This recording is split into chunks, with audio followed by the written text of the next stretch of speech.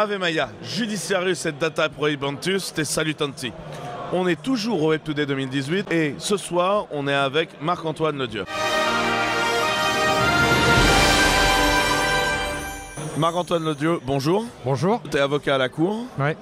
Ça fait combien de temps que tu es avocat? 25 ans. 25 ans. Et ta spécialité à toi, c'est la data et la relation contractuelle. Numérique, data, contrat. C'est quoi les contrats dont tu es le plus fier? Je viens de terminer un contrat complet de blockchain privé. Ça fait 1 an et demi que j'y travaille. J'ai envoyé le premier jet très abouti avant-hier à mon client. C'est un vrai travail. Les protocoles cryptographiques expliqués, parce que moi j'ai compris à peu près. Par contre, les juristes en face qui vont signer, va falloir leur expliquer les protocoles cryptographiques. Là, je me prépare des moments difficiles. J'ai beaucoup travaillé pour comprendre comment ça marchait la blockchain. Alors voilà. C'est très intéressant, vraiment, c'est des concepts tech bien, mais c'est un peu compliqué en droit. Voilà, ça mélange plein de choses, du droit des bases de données, des conventions sur la preuve, parce que l'intérêt de la blockchain, c'est que ça fasse preuve, donc il faut s'appuyer les conventions sur la preuve. C'est du contrat, c'est du traitement de data, parce que là, c'est des blockchains privées de supply chain, où on va chercher de l'info supply chain complète pour sécuriser, pour que ça serve de preuve.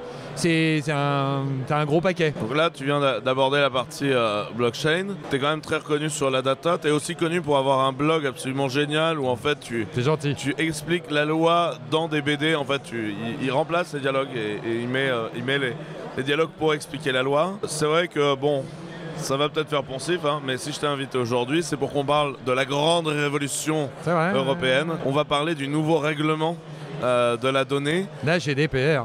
La fameuse GDPR ou RGDP, parce que tout le monde est paumé avec cette histoire d'acronyme. C'est pas grave, il y a l'acronyme français, RGPD, que je trouve pas très agréable. Je préfère dire GDPR, c'est l'acronyme anglais, mais on parle bien de la même chose. C'est une réglementation européenne, ça a un usage de loi directe.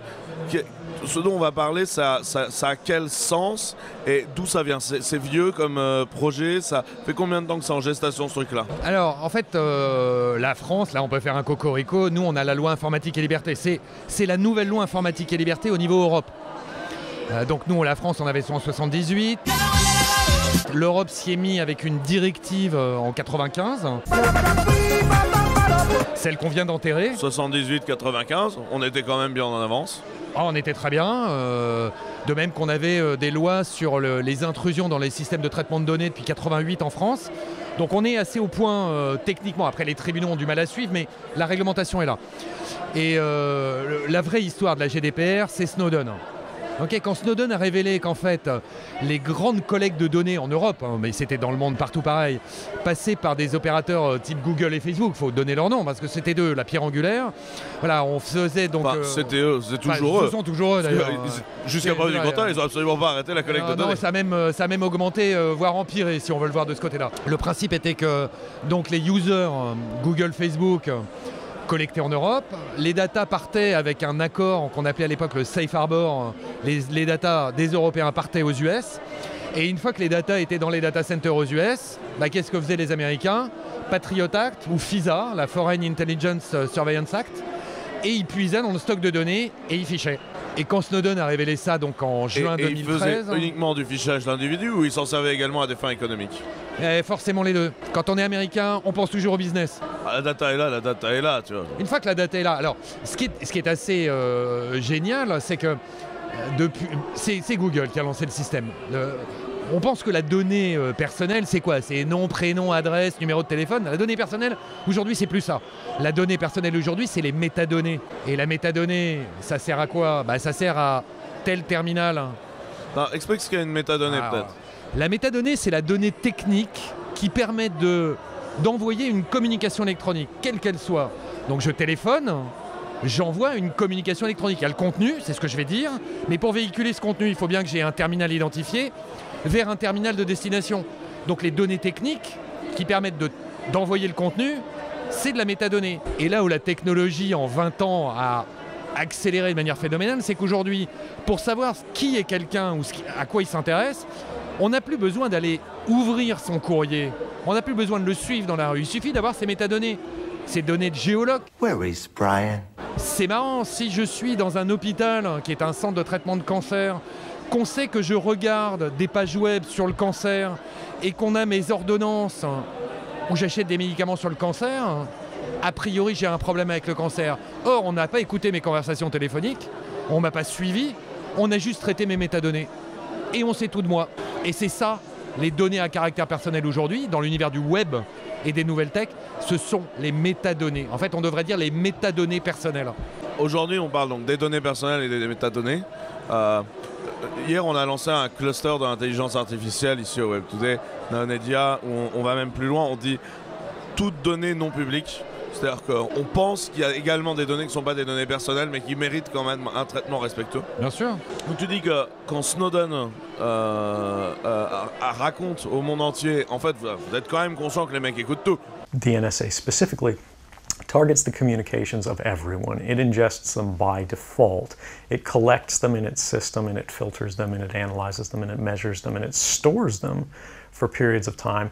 Ce qui était quand même pas non plus une découverte fondamentale. Hein. Enfin, moi je suis pas tombé de ma chaise ce jour-là. Moi non plus. Mais du coup, tu dis qu'en Europe, ils se sont dit, attends. Alors, donc l'Europe, quand elle a constaté qu'en fait, donc il y avait une collecte de données qui était juridiquement moyenne, mais enfin on savait qu'ils collectaient des données, donc là ok, stocké, on envoie aux US, il y avait un accord, donc c'était ce fameux Safe Harbor, donc qui a été annulé en 2015, remplacé par le Privacy Shield en 2016, bref. Il n'a pas été annulé, il s'est fait démonter par la Cour européenne de justice. Oui, il a été annulé. Hein, oui, mais c'est une décision de justice de dire Absolument. Ce truc-là est en fait illégal. Hand over the files today. Absolument. That's it. Parce qu'en fait, les droits qui étaient censés être respectés par les Américains lorsqu'ils importaient leurs data aux US, on s'est rendu compte qu'en fait, il y avait des droits de rien du tout. Okay, c'était du flan. Donc la Cour de justice a lu la directive de 95, a dit ok, les droits des Européens ne sont pas respectés, donc j'annule cet accord qui ne permet pas aux Européens d'avoir une protection effective, c'est le terme qui a été utilisé, une protection effective des droits des Européens sur leurs data. Donc la Cour de justice a annulé, mais avant l'Union européenne a dit ok, maintenant que Snowden a révélé ça, on ne peut pas dire qu'on ne sait pas, donc on sait qu'on n'interdira pas cette collecte massive de données, mais on va la réglementer. Et l'idée est de dire, maintenant les opérateurs économiques, type Google, type Facebook, mais il y en a beaucoup d'autres, eh bien on va les obliger à dire ce qu'ils collectent, à dire pourquoi ils collectent, et à dire combien de temps ils peuvent les garder. La révolution GDPR, c'est ça, c'est de dire pourquoi on collecte, combien de temps, et ce qu'on va en faire, et à qui on les transmet. Avant, les textes n'étaient juste pas respectés, c'était n'importe quoi. Voilà, la GDPR arrive, ça a été un peu long à mettre en œuvre, ok, c'est voté en 2016. L'idée de l'Europe, c'est un peu des fonctionnaires, donc c'est un peu décalé de la réalité de temps en temps quand même, de la réalité économique notamment. Donc ils ont dit, bon ok, allez, on va laisser aux entreprises 2 ans pour se mettre en conformité. Moi, c'est mon métier, depuis, je fais vraiment que du numérique depuis une vingtaine d'années maintenant. J'ai vu que les entreprises ont commencé à débloquer des budgets, je vais être généreux, en décembre 2017, et qu'on a commencé à me téléphoner en février-mars 2018 pour une entrée en vigueur le 25 mai. C'est pour ça que je suis un peu fatigué, c'est que là... Pour transparence, c'est également mon avocat, tu remarqueras que moi, pas. Je n'ai rien dit. Il y a des professionnels qui se sont pris un peu à l'avance et qui ont compris que... Non mais, si on veut faire un business de la data, le business de la data, c'est pas sale. Ce que vous faites n'est pas sale. Le tout, c'est d'être transparent. Si on le dit, les gens peuvent dire oui, non, exercer des droits, ils ont des droits. Mettons-les en vigueur. Voilà. Aujourd'hui, c'est la follow, la CNIL qui nous a raconté, là, il y a 3 mois, 20% des entreprises françaises sont conformes. C'est pas 20%, c'est 0,2%. La réalité, elle est là. Aujourd'hui, ça a été panique à bord. Tout d'un coup, tout le monde a voulu s'y mettre au dernier moment. Enfin, nous, avocats, il faut qu'on dorme aussi de temps en temps. On veut être spécialisé. On ne va pas s'arrêter pendant 2 mois de vivre parce que tout le monde veut s'y mettre. Donc, le mouvement est lent. C'est parti pour 2-3 ans. Voilà. Tout le monde s'est énervé. On s'est retrouvé avec des mails ridicules, voire carrément illégaux. C'est clair. Genre un gros paquet même de carrément illégaux. C'est vrai, ouais, c'est vrai. Et on s'est retrouvé avec un certain nombre de tes confrères qui nous ont quand même pondu des checklists, nous expliquant globalement tout va très bien madame la baronne, on continue le business comme d'habitude et ça ira très bien. Donc finissons quand même sur ce qu'est la GDPR. Donc là, on a tous pris ces mails-là et je pense que personne n'a compris exactement ce qu'était la GDPR. Donc la GDPR, la première chose, c'est tu dis, quand on a collecte de données, on doit le mentionner. On doit expliquer ce qu'on collecte, on doit expliquer le traitement qu'on va faire avec. C'est pas on collecte, on verra bien pourquoi. Et on la finalité. Pourquoi je collecte, c'est la finalité. Et à chaque fois que je transmets la donnée, je dois dire à qui je transmets la donnée. Mais alors moi du coup, dans un site web où j'ajoute Google Analytics, si je dis je collecte de la donnée, mais en fait là je l'ai également transmis à Google, et si je ne l'ai pas mis dans mes conditions, C'est pas bon. j'ai pas été clair. Donc pour finir, la fameuse checklist, elle est un peu compliquée. Si on est une entreprise normale, classique, industrielle, de commerce, n'importe quoi, on a des données salariés, des données clients, des données fournisseurs, ça serait que c'est pas un problème. C'est dans l'univers du web où c'est plus compliqué. Parce que dans l'univers du web, le métier, c'est justement de manipuler de la data. Et comme c'est numérique, ça se transfère facilement, ça se traite. Le terme juridique, c'est je traite de la donnée. J'en fais, je la croise, je la compare, je l'historise, je la priorise, voilà, je traite de la data. Les entreprises tech, cœur data, eux, c'est un peu compliqué parce que ça demande des changements d'attitude. Ça demande des changements de comportement, ça demande parfois des changements de business model. Moi j'ai un client, je lui dis il faut arrêter. Ce que vous faites là maintenant c'est interdit, c'est illégal. Il m'a répondu que c'était des conneries. J'ai perdu un client. Mais lui il va avoir des problèmes. Si on prend par exemple le cas des trackers de pub, pareil, je suis censé définir toute régie pub que j'applique sur mon site pour faire du retargeting par exemple. Bon, imaginons maintenant que la personne à qui je transmets de la donnée, elle est plus dans ma juridiction mais que je transmets dans une autre juridiction. Par exemple, une juridiction américaine. Est-ce qu'il y a un Par exemple. Alors, pour être sûr que ça marche, l'Union européenne ne va pas aller faire un procès aux États-Unis, ça ne marchera jamais. Il n'y a pas de loi là-bas. Quasiment pas. Donc l'Union européenne a dit très bien, celui que je vais prendre à envoyer de la data hors Union dans des conditions pas correctes, ben, je vais taper sur celui qui envoie la data, pas sur celui qui va la recevoir et qui va la traiter. Celui-là, il est en dehors de ma juridiction. Donc je vais aller massacrer celui que j'ai sous la main. Ah, donc en fait ça, c'est un export illégal de données en fait. Ça commence à devenir compliqué comme histoire. Surtout dans l'univers de la pub en ligne, dont je m'occupe beaucoup en ce moment, où on découvre que les datas, à un moment, mécaniquement, techniquement, passent par les US, et que le fonctionnement intégral de la pub ciblée, la pub comportementale, on l'appelle comme on veut, la pub ciblée, ça c'est assez parlant, passe à un moment nécessairement par les États-Unis, par des prestataires dont on connaît à peu près toujours les noms, il y en a une vingtaine à peu près d'opérateurs au niveau mondial. Le système de la pub Google ciblée... en premier, t'as Facebook, LinkedIn, Criteo, Apple. Apple encore, ils vendent un produit. Ça, les opérateurs qui posent problème, ce sont ceux qui fournissent des services gratuits. Je te rends un service, un moteur de recherche en ligne, c'est gratuit. Mais je te dis pas toujours que je vais prendre tes données en échange. C'est là où est le problème. Apple, ils vendent. Ils traitent de la donnée. Ceux qui fournissent du service gratuit, c'est plus sneaky. Et alors, du coup, imaginons, j'héberge, la donnée, je la donne pas dans leur service, mais j'héberge sur des serveurs américains un système dans lequel j'envoie de la donnée. Est-ce que je fais un export illégal de données? Clairement. Et maintenant, imaginons qu'un gros fournisseur américain, dont je ne citerai pas le nom, me dise oui, mais le serveur il est en France. Alors, si le serveur est en France, il est dans l'Union européenne. Dire ce qu'on reproche aux gros opérateurs américains. Mais il n'est pas sous juridiction française. Ah si le serveur est ici, il est aussi sous juridiction française. Les États-Unis viennent de voter le Cloud Act. Ah bah oui, alors c'est nouveau ça, voilà. Donc on est à la fois sous juridiction... L'extraterritorialité du droit américain, c'est pas une nouveauté. Non, c'est vrai. Alors ça, c'est un truc qui est très intéressant parce que je rencontre énormément de personnes qui ne savent pas que ça existe.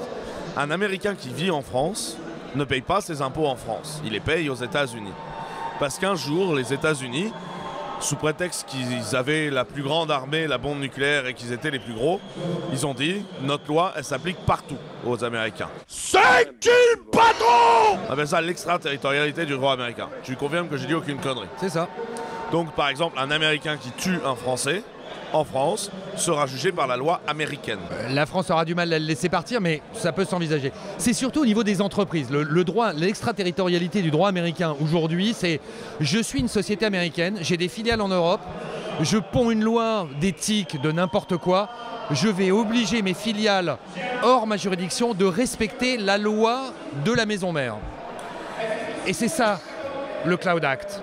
Je suis Microsoft. Ça, pour enfoncer le clou, il y a quelques mois, ils ont voté le Cloud Act. Et donc le Cloud Act, c'est tu es Microsoft. Tes serveurs sont en Europe. mais tu es quand même sous le coup de la loi américaine. Donc si je fais une enquête et que je sais qu'il y a un criminel et que les datas sur ce criminel, elles sont sur ton serveur en Europe, je t'oblige, toi, société américaine ou filiale européenne, à rapatrier les datas. Donc la question de l'export illégal de données, elle est compliquée parce qu'en fait aujourd'hui, ce qu'il faut, c'est qu'un tribunal juge et qu'on ait de la jurisprudence. On est d'accord sur ce point-là. Donc aujourd'hui, quand un grand fournisseur américain te dit à partir du moment où les serveurs sont en France, la juridiction est française, ça n'est pas complètement vrai. On peut en discuter l'an prochain, quoi. On n'en discute pas l'an prochain, on sait avec le Cloud Act que ça n'est plus vrai. Pour que ce soit clair pour tout le monde, ils viennent de lancer un karaoké derrière. Ça va l'entend pas bien, être hein. facile. On l'entend bien. Rue des Arts, derrière Vigaret, plus rien debout. Sur l'export de données, c'est compliqué, donc on vient de définir qu'il fallait tracer la donnée, expliquer pourquoi on l'a stockée, expliciter l'ensemble des partenaires à qui on les données. Et si eux-mêmes sont européens, ils sont obligés de nous donner leur liste de partenaires. Mais si je donne ma donnée à Google et qu'eux-mêmes la donnent à quelqu'un d'autre, ils ne sont pas européens, on s'en branle. C'est surtout qu'est-ce qu'on va faire, hein, nous, les Européens. Je veux dire, l'Europe se pose comme un coffre-fort numérique, mais techniquement, on sait que c'est pas vrai. Donc on a un problème. On va dire que nos lois, c'est bien, mais une fois que c'est parti, c'est parti. Et contre le Cloud Act, qu'est-ce qu'on va faire? On va pas faire grand-chose. On ne peut rien faire. On peut obliger les Européens à utiliser des services européens. Voilà. En fait, c'est le cœur de la GDPR, c'est recentrons le traitement de la data sur le territoire de l'Union européenne. On est d'accord que c'est quand même une loi qui est à la fois d'éthique, de protection de la donnée privée et une terrible attaque économique. Oui, c'est vrai. C'est l'Union européenne qui dit bon, moi cette histoire de GAFA, il est temps que je m'en occupe, quoi. C'est tout à fait vrai. C'est un mouvement mondial, on le voit, la Chine a réopéré un système de centralisation totale de la data sur les data centers situés en Chine. La Russie fait absolument la même chose, beaucoup pour des programmes de surveillance généralisés de la population, mais le mouvement est là. On rapatrie les data centers sur un territoire où on peut aller saisir, c'est la théorie, les serveurs. C'est ça l'idée. Si les serveurs sont sous ma main et que je peux les prendre, j'ai le sentiment d'avoir le contrôle. Et par ailleurs, ça correspond également à une période de tension. Enfin, en ce moment, l'économie entre les États-Unis et l'Europe, c'est quand même pas l'éclate. Il y a quand même des droits de douane qui s'engueulent de façon relativement forte. On est sur un sujet, quoi. C'est pas...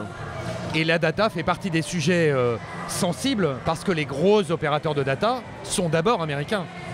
Et le premier client des Américains, il y a deux gros clients pour les Américains. Il y a les Chinois, parce qu'ils sont très nombreux, et il y a les Européens, parce qu'on est très nombreux. On est plus nombreux que les Américains. Donc on est un marché très important pour eux. Donc il va falloir qu'on s'entende d'une manière ou d'une autre. C'est quoi le risque de ne pas respecter la GDPR? On n'a pas donné une idée des sanctions, parce qu'en fait, sinon là on se dit ok, on va pas respecter une loi de plus, on prendra une amende. Le risque théorique maximum, c'est 4% du chiffre d'affaires mondial.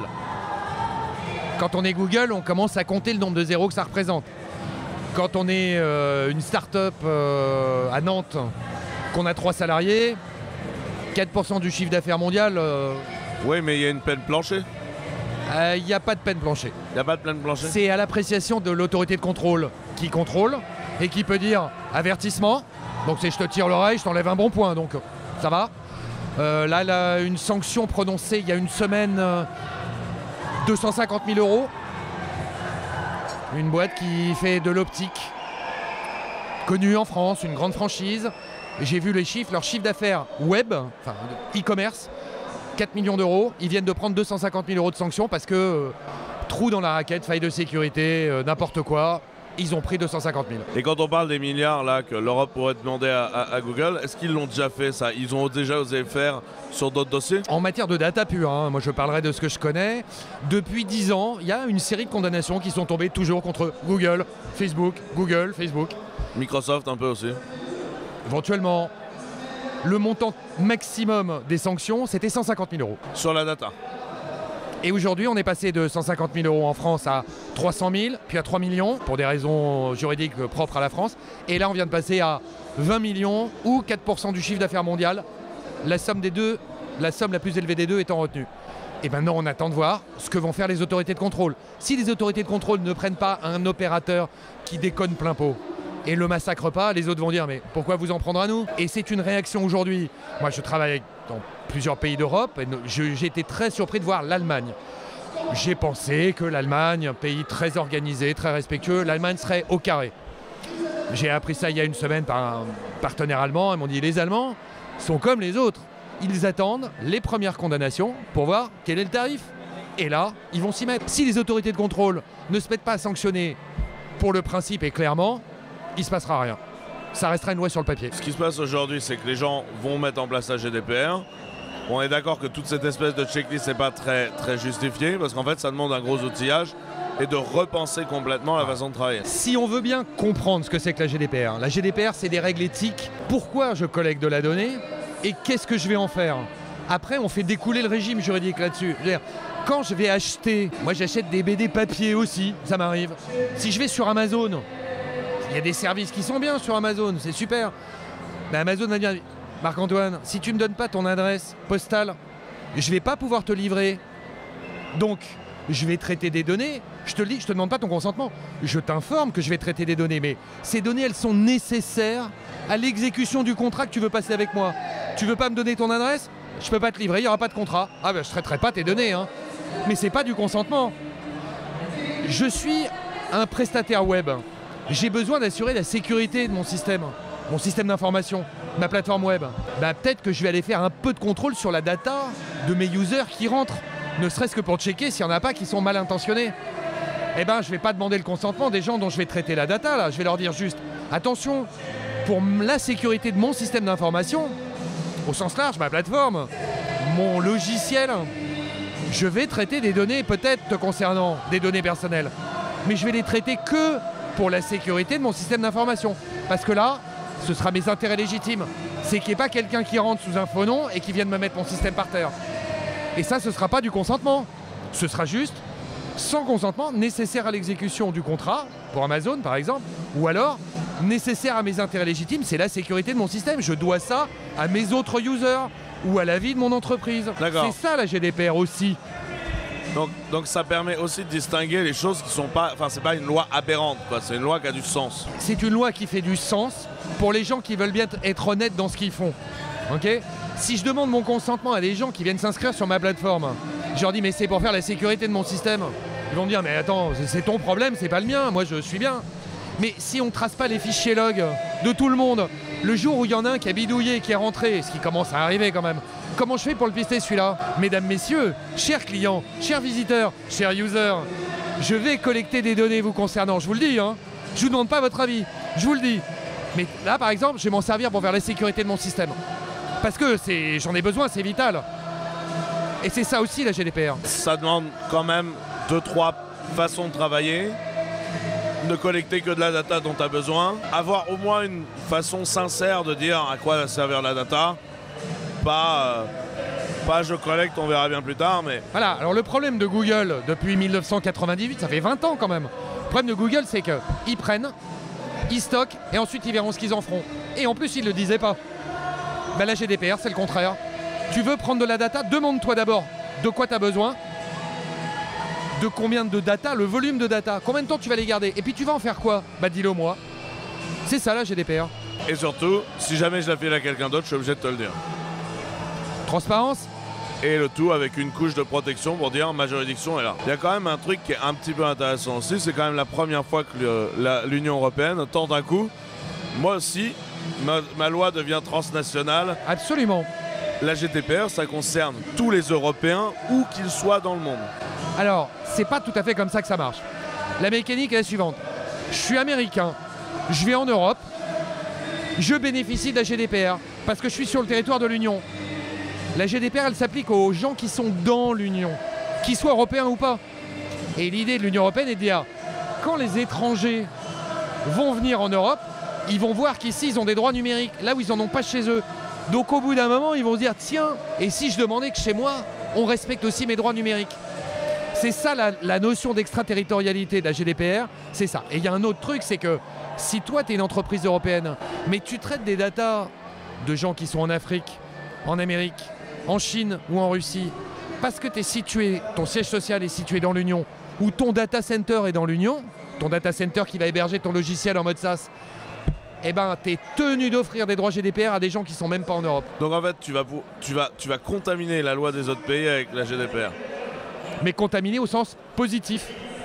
Tu vas rayonner. C'est quand même extrêmement massif comme décision. Ouais. Ils vont vraiment se donner les moyens de la faire appliquer parce que Ça, c'est le problème. une décrédibilisation totale de l'Europe s'ils la font pas appliquer. Voilà, et c'est le drame aujourd'hui, c'est que la réalité, c'est que les autorités de contrôle, quand ils ont pris le texte de la GDPR, comme nous les professionnels qui traitons ça, c'est un truc, ça fait 250 pages. Il y a des détails infimes, et puis des fois il y a des principes, on ne sait pas quoi en faire, tellement c'est des principes nébuleux. Les autorités de contrôle sont comme tout le monde, ils ont besoin de comprendre. En plus, maintenant, c'est interprétation uniforme pour les 27 pays membres de l'Union. Les Anglais, ils sont partis. Aujourd'hui, les data centers sont rapatriés d'Angleterre. Les services quittent l'Angleterre pour être rapatriés sur le continent. Parce que l'Angleterre va devenir un pays tiers, comme la Chine, comme le reste du monde, entre guillemets. Si nos autorités de contrôle, à un moment, ne disent pas clairement « la loi, c'est comme ça », et voilà le tarif, il ne se passera rien. Et on aura un joli papier qui servira à rien. Et aujourd'hui, on est premier mouvement, 25 mai, tout le monde tremble, je suis un gros opérateur, je fais genre, j'ai tout compris, j'envoie des mails à tout le monde, ma politique, super. Mais derrière, la réalité, c'est quoi? Ils font vraiment ce qu'ils disent? Qui va vérifier? C'est les autorités de contrôle. Donc en fait, pour savoir si ça marche, il va y avoir deux biais. Un, est-ce que les autorités de contrôle vont faire le job? Premier point. Et comme aujourd'hui, pour l'instant, il ne se passe rien, ça a rentré en vigueur il y a un mois, même pas, donc 3 semaines. Donc voyons les choses avec un peu de calme. C'est mieux d'avoir une loi, elle est toute neuve. Mais derrière, il y a les associations de défense des droits numériques. Et eux, ils viennent de gagner le droit d'agir en justice. Et le 26 mai, eux, ils ont assigné tout le monde. Un coup en France, un coup en Espagne, un coup en Italie, un coup en Allemagne. Et ils y vont parce qu'ils ont le droit enfin de le faire. Avant, ils n'avaient pas le droit de le faire. Et c'est action de groupe. Et eux, ils font pas de détails. Ils disent, toi Google, toi Facebook, ils y sont tous passés. Ils les ont tous pris, un par pays. Et ils disent, voilà, nous, on a le droit d'agir en justice, on y va. C'est même pas tellement une question de dommages et intérêts, c'est arrêter. Et si une décision de justice dit, votre traitement à vous, gros opérateurs américains en Europe, est illégal, les autorités de contrôle et les juges peuvent dire « je vous interdis de traiter les données ». Donc ça veut dire en clair « je vous interdis de faire votre service ».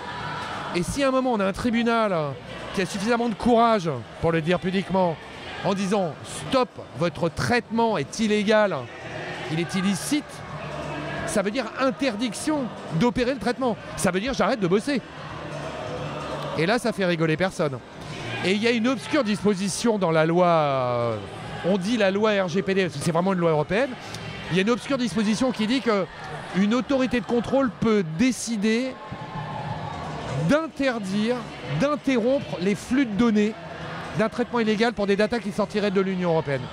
Alors, interrompre l'influx de données, pour un juriste comme moi, je prends un câble qui part de Bretagne et qui part aux US, et j'arrive avec une scie à métaux, je coupe le câble, j'interromps le flux de données. Moi, je suis un gentil Mickey, ok, la technique, j'ai un peu de mal. Il y a des trucs que je commence à comprendre. Interrompre un flux de données, c'est dans la loi. Les autorités de contrôle vont avoir ce pouvoir. Elles l'ont menacé à un moment, ils ne l'ont pas fait. Ça veut dire quoi, interrompre un flux de données? Quand on est Google en Europe et que les datas partent aux US, c'est je débranche les data centers, je débranche les serveurs, je mets des filtres, j'interdis. On ne sait pas très bien. Quand je pose la question techniquement, personne ne me répond. Mais il y a sur le papier, il y a ce pouvoir. Et le jour où ils mettent ça en œuvre, là, on va arrêter de rigoler. Le feront-ils ou pas? Personne ne sait. Donc a priori, ce qui risque de se passer, c'est probablement à partir de là, l'entrée des dossiers vont se monter. Il va y avoir une ou deux personnes qui vont finir au pilori, pour l'exemple, quoi. Pour montrer, on n'était pas là pour déconner. Hein. En France, l'autorité de contrôle, c'est 200 personnes. Alors je viens d'apprendre qu'au Luxembourg, c'est 60 personnes. Luxembourg, c'est un département français en taille.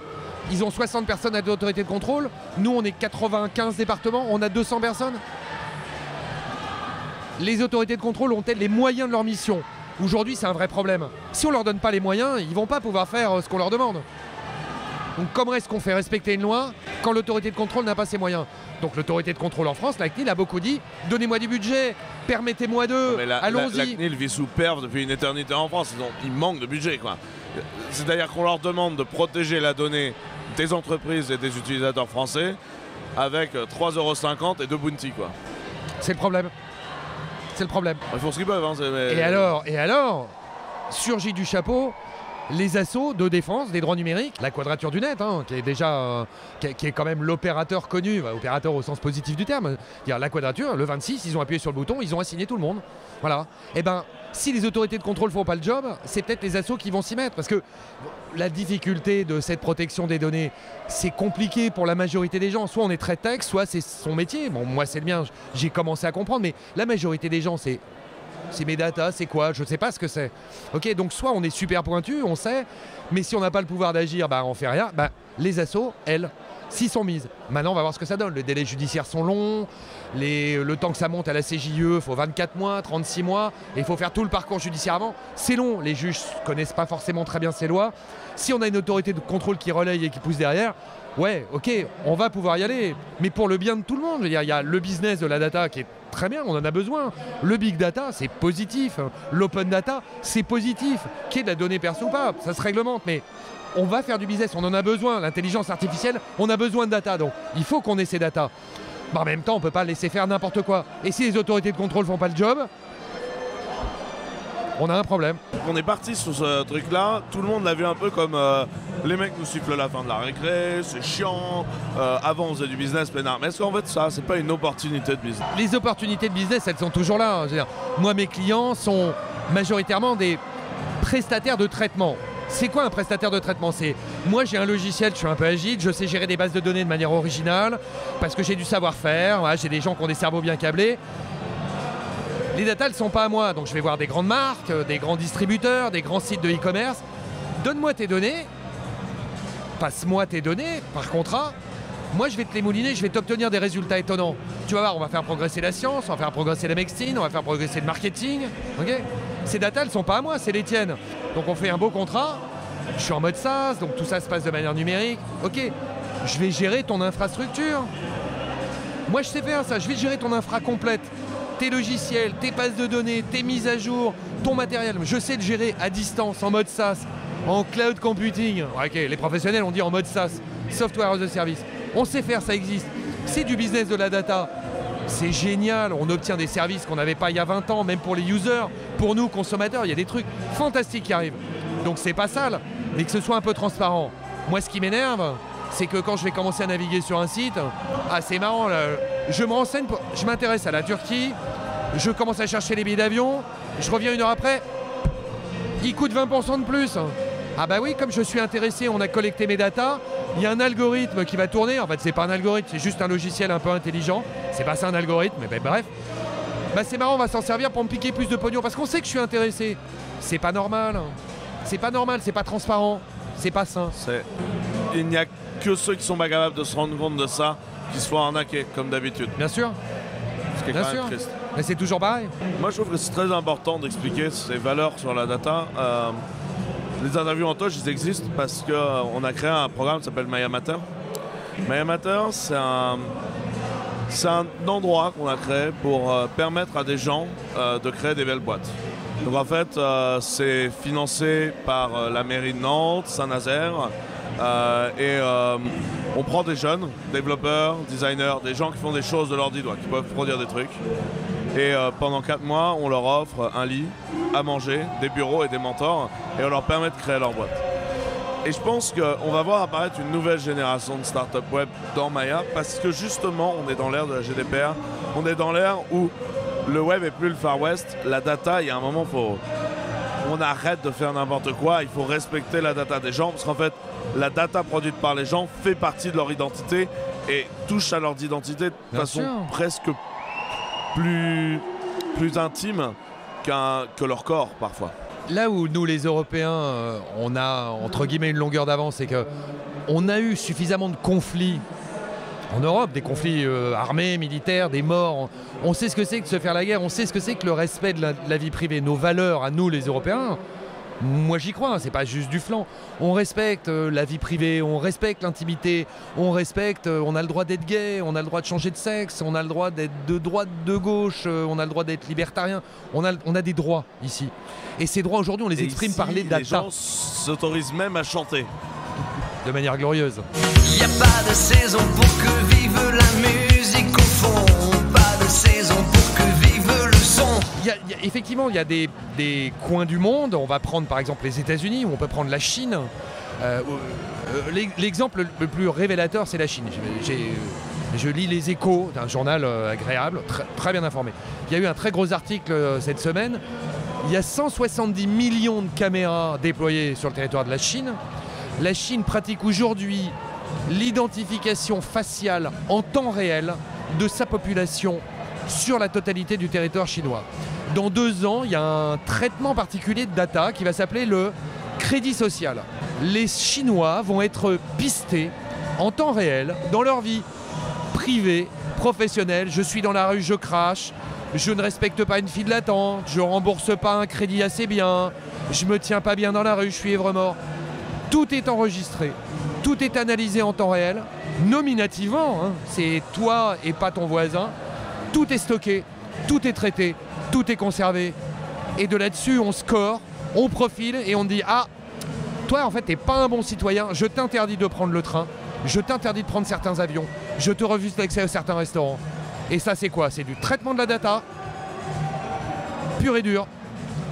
Je t'analyse, c'est du traitement facial, reconnaissance faciale. On sait que ça existe, ça marche très bien, pour des raisons très positives, contrôle d'accès, tout ce qu'on veut. Et quand c'est fait sans conscience, c'est fichage généralisé.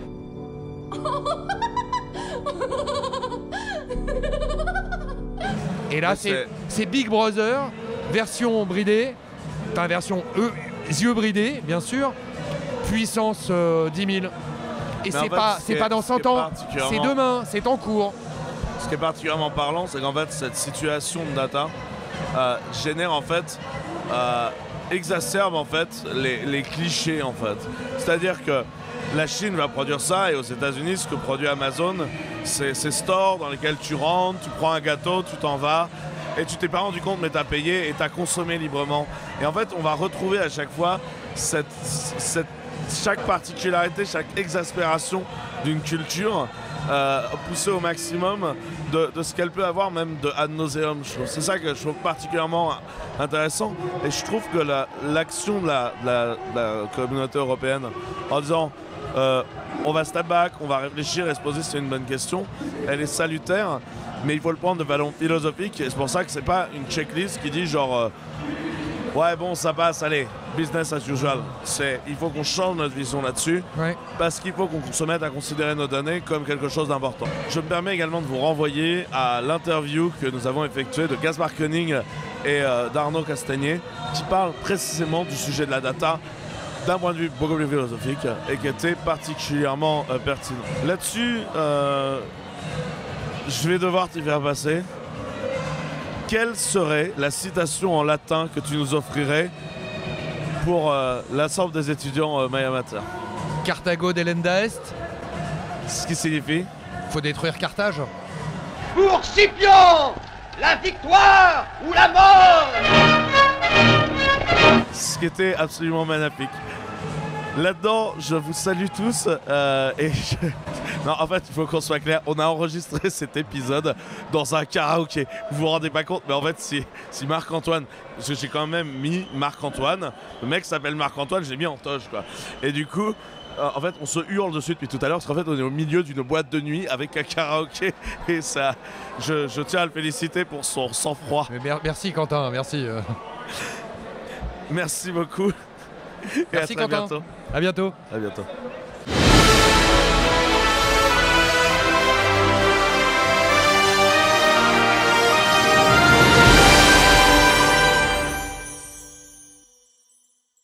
Non mais c'est pas fini, laissez-moi terminer. En fait, vous pouvez retrouver Marc-Antoine Ledieu sur son blog juridique à base de BD, qui est vraiment très bien.